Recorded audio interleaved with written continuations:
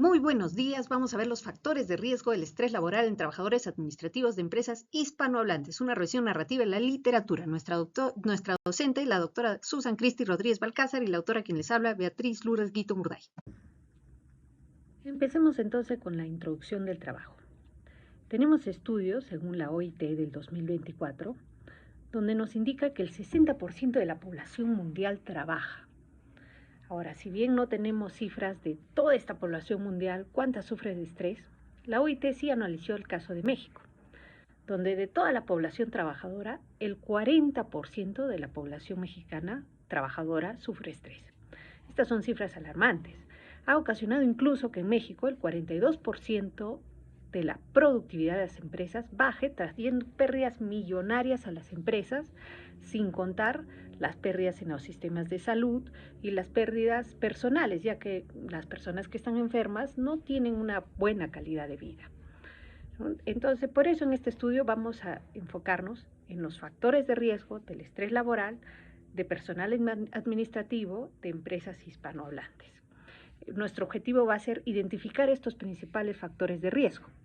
Ahora, ¿qué vendrían a ser los factores de riesgo? Según Almonte y Buitrago, en el 2020 y 2021, si juntamos sus dos conceptos, podemos llegar a la conclusión de que son elementos, características o condiciones que aumentan la probabilidad de sufrir un problema o daño adverso. En este caso, el problema es el estrés laboral.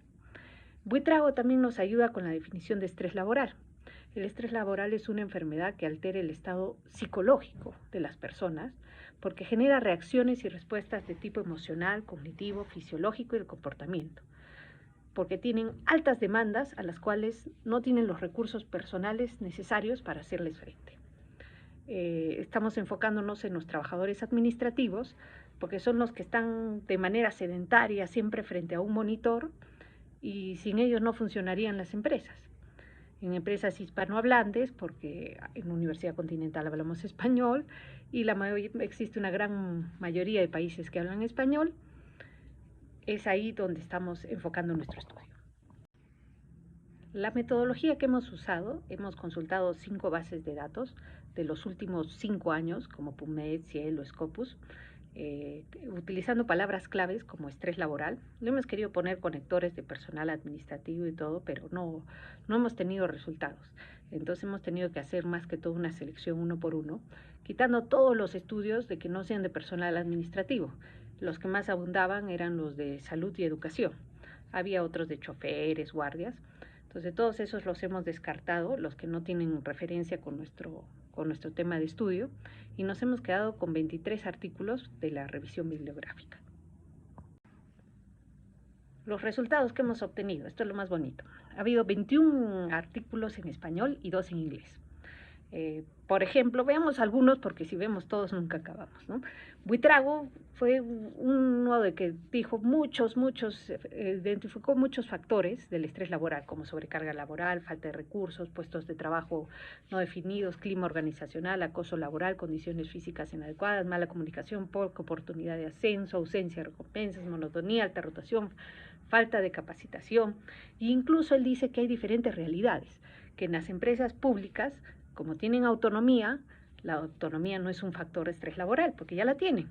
Mientras que en las privadas, que son dependientes, sí es un factor importante el estrés laboral. Entonces ya tenemos algunas diferencias entre diferentes tipos de empresas y los factores que los pueden estar afectando. Por otro lado, también nos pareció interesante el estudio González, ¿no? González dice de que el principal factor de estrés laboral es sobrecarga laboral, pero él va a la causa subyacente de la sobrecarga laboral. Dice que la sobrecarga laboral se está dando por el uso continuado de tecnologías de información y comunicación. Entonces, este uso continuado, las nuevas tecnologías hacen que trabajemos más rápido, porque producimos más, tenemos las herramientas, y eso hace que nos estresemos más. Es un punto de vista interesante, ¿no? Pulido dice que ese riesgo psicosocial extralaboral, liderazgo, relaciones sociales y demandas de trabajo. Pienkowski, ese fue el estudio más amplio que usó, porque lo hizo en 122 países, utilizando medios electrónicos, como el correo electrónico, y también identificó que el principal problema fue la sobrecarga de trabajo. Y de manera secundaria, la poca salud física, el limitado apoyo social, la inseguridad laboral, la poca capacitación, el hecho de ser mujer, porque a veces se asumen dos roles, uno en el trabajo y otro en la casa. Y así las 23 revisiones bibliográficas, de las cuales el 52% ha coincidido que un factor de estrés laboral es la demanda laboral, especificado en sobrecarga laboral en el 26% de los artículos, ¿no? Eso ya nos está dando una luz de cuál es el principal factor, que seguramente lo vamos a encontrar, y tenemos una variedad de estudios, 2 en Ecuador, 1 en Guadalajara, 3 en Colombia, 1 en Chile, 2 en México, 1 en Costa Rica, 3 en España, 1 en Argentina, y 8 revisiones bibliográficas. Discusión. Entonces, como hemos visto, existen numerosos resultados y factores del estrés laboral. Algunas limitaciones que hemos tenido es que ha habido un 40% de los estudios aproximadamente, de que solo he estudiado hasta 3 factores y nada más, una cantidad limitada de factores, ¿no? Entonces no hemos tenido mucha coincidencia en los estudios, con excepción de la sobrecarga laboral, que sí ha sido casi general en todos los estudios. Y vemos también de que hay variaciones según cada estudio, ¿no? Y que esté en las manos de las empresas reducir eso. Y eso lo vemos también por un estudio que hizo viendo los sindicatos, donde dicen que pertenecer a un sindicato te reduce el estrés, porque el sindicato mejora tus condiciones laborales, ¿no? Entonces sí está en manos de las empresas. También hay otro estudio que critica esto, que está en manos de las empresas, porque dice que tiene un costo más alto. Pero al final, como hemos visto los datos de la OIT, que puede haber pérdidas millonarias, sí puede ser interesante que las empresas analicen qué factores específicos hay en sus empresas para que puedan mejorar su productividad y no generen estas pérdidas millonarias que ya han sido cuantificadas por la OIT.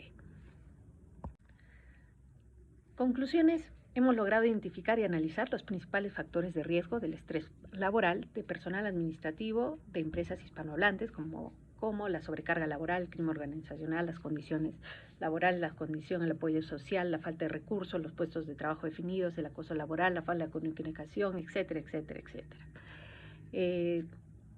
¿Por qué es importante este estudio? Esa pregunta nos los hizo usted, docente en clase. Porque nos ayuda a los psicólogos organizacionales a poder revisar el organigrama, la carga de trabajo, definir los puestos de trabajo, y también ayuda a los psicólogos clínicos, porque el psicólogo clínico, cuando un paciente va a consulta, le puede ayudar a ver qué estrategias puede aplicar para poder mejorar en el estrés laboral que está teniendo. Entonces, esta es una información de base para poder dar las estrategias para afrontar este estrés laboral y poder reducirlo.